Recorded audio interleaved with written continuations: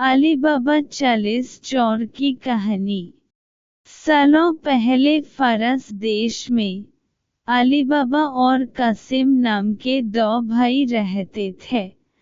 पिता की मृत्यु के बाद से दोनों भाई मिलकर अपने पिता का व्यापार संभालते थे। बड़ा भाई कासिम बहुत लालची था। उसने धोखे से पूरा व्यापार हथिया कर अली बाबा को घर से निकाल दिया। इसके बाद अली बाबा किसी बस्ती में जाकर अपनी पत्नी के साथ झोपड़ी में गरीबी की जिंदगी व्यतीत करने लगा। वह रोजाना जंगल जाकर लकड़ियां काटकर लाता और बाजार में उन्हें बेचकर जैसे कैसे घर का गुजारा चलाता था। एक दिन अली बाबा ने जंगल में लकड़ी काटते समय 40 घुड़सवार को वहां आते हुए देखा। सभी घुड़सवार के पास धान की पोटली और खंजर थे। यह देखकर वह समझ गया था कि ये सभी चोर हैं। अली बाबा एक पेड़ के पीछे छिपकर उन्हें देखने लगा। तभी सभी घुड़सवार एक पहाड़ के पास जाकर खड़े हो गए। तभी चोरों के सरदार ने पहाड़ी के सामने खड़े होकर बोला, खुल जा सिम सिम। इसके बाद पहाड़ में से एक गुफा का दरवाजा खुला। सारे घुड़सवार उस गुफा के अंदर चले गए। अंदर जाकर उन्होंने बोला, बंद हो जा सिम सिम, और गुफा का द्वार बंद हो गया। यह देख अली बाबा दंग रह गया।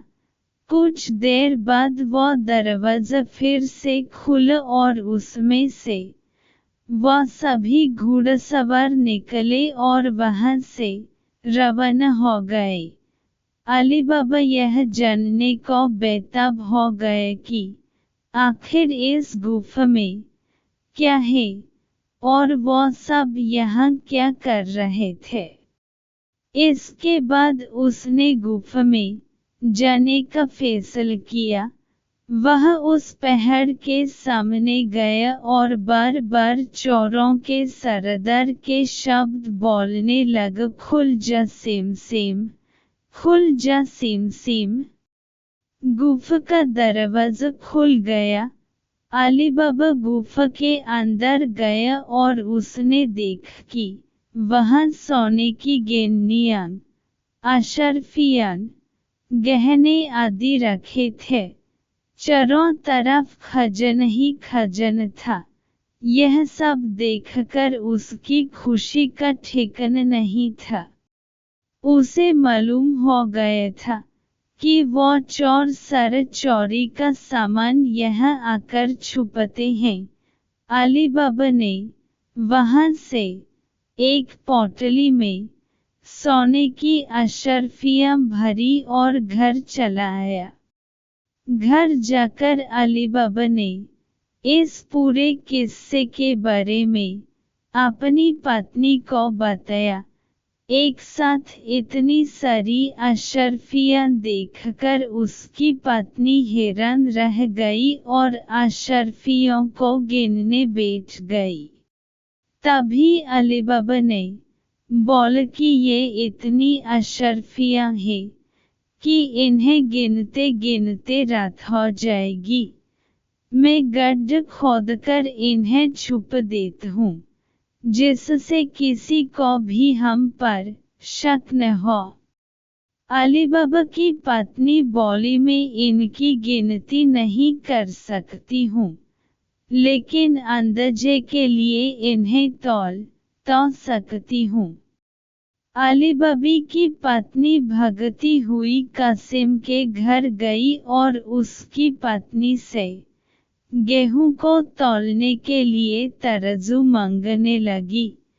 यह देखकर कासिम की पत्नी को उस पर शक हुआ। उसने सोचा कि इन गरीब लोगों के पास अचानक उनके पास इतना अनाज कैसे आया? वो अंदर गई और तराजू के नीचे गोंद लगकर लाई और उसे दे दिया। रात को अली बाबा की बीवी ने सारी अशरफियों को तौल और तड़के सुबह उनका तराजू लौट आई। कासिम की पत्नी ने तराजू को उल्ट करके देखा तो उस पर सोने की एक अशरफी चिपकी हुई थी। उसने यह बात अपने पति को बताई। कासिम और उसकी पत्नी यह जानकर जलभून गए। दोनों को रात भर नींद नहीं आई। सुबह होते ही कासिम अली बाबा के घर गए और उससे धन का स्रोत पूछने लगा।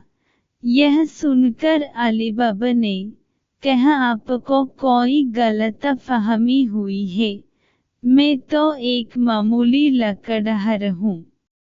कासिम ने बोला कि तुम्हारी बीवी कल हमारे घर से अशरफियों को तौलने के लिए तराजू लेकर गई थी। ये देखो, ये अशरफी तराजू पर चिपकी मिली है। सब सच बताओ, नहीं तो मैं सबको बता दूंगा कि तुमने चोरी की है। यह सुनकर अली बाबा ने सच सच सारी कहानी बता दी। कासिम के मन में लालच आ गया।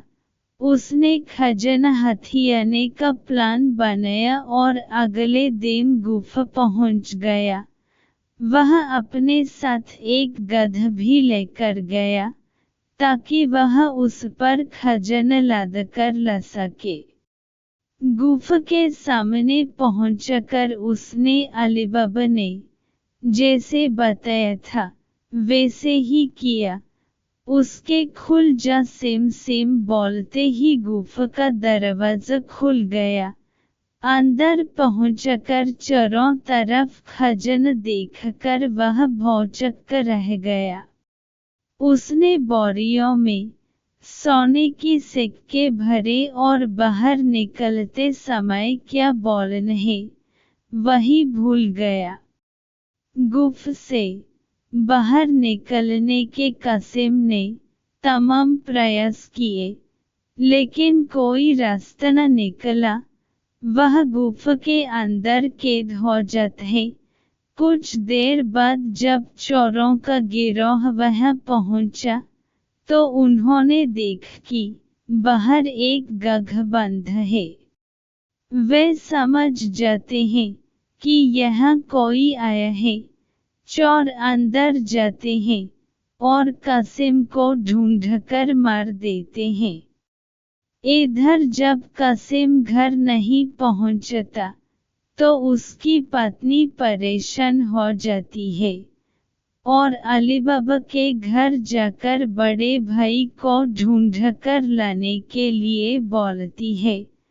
अली बाबा ढूंढता हुआ गुफा के पास पहुंचा तो वहां उसने भाई के गधे को घास चरते हुए देखा।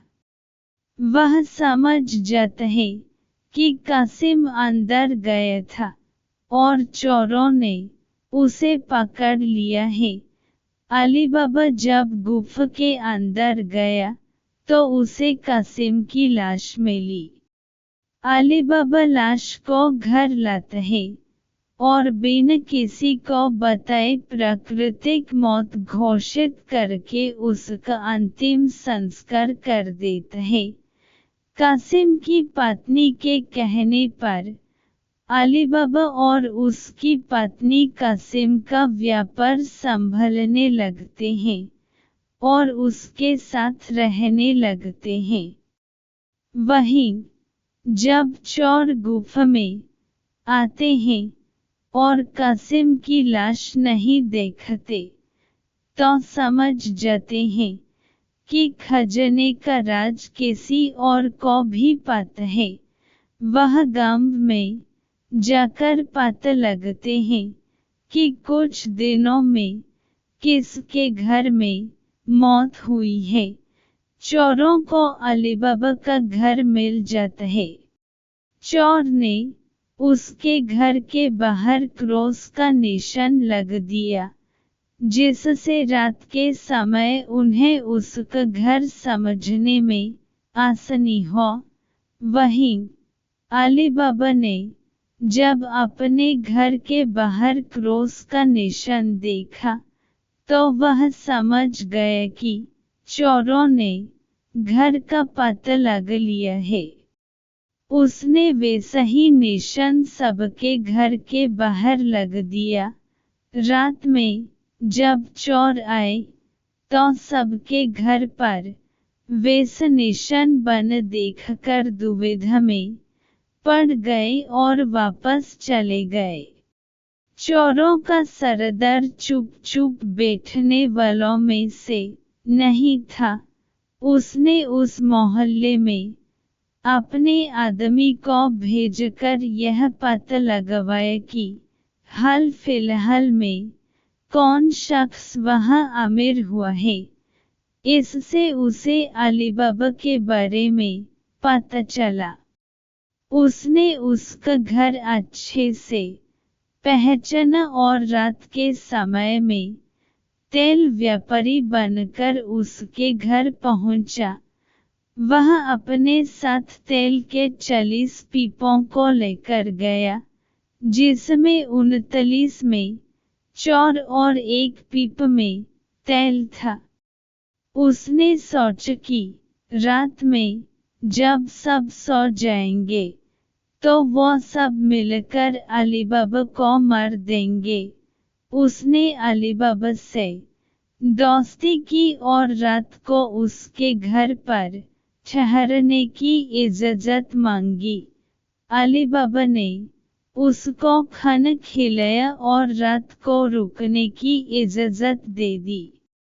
अली बाबा की पत्नी को तेल के व्यापारी पर शक हुआ। उसने सारे पीपों को खटखट कर देखा और वह समझ गई कि एक पीप में तेल है और बाकी में आदमी है। उसने तभी एक तरकीब निकाली। उसने तेल वाले पीपे से तेल निकाला और गर्म कर बाकी पीपों में डाल दिया।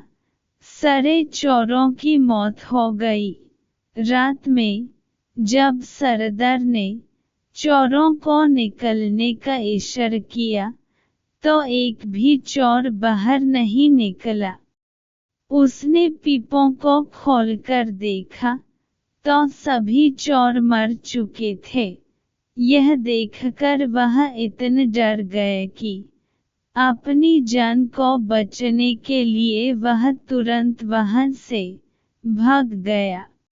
सुबह अली बाबा की पत्नी ने ये सारी बात अली बाबा को बताई, जिसे जानकर वह बहुत खुश हुआ।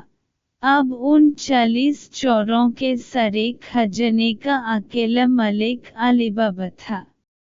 वह देश का सबसे अमीर शख्स बन गया था और खुशी खुशी अपनी बीवी बच्चों के साथ रहने लगा। कहानी से सीख: लालच मनुष्य का दुश्मन है। लालच करने से सब काम खराब हो जाते हैं, इसलिए कभी भी लालच नहीं करना चाहिए।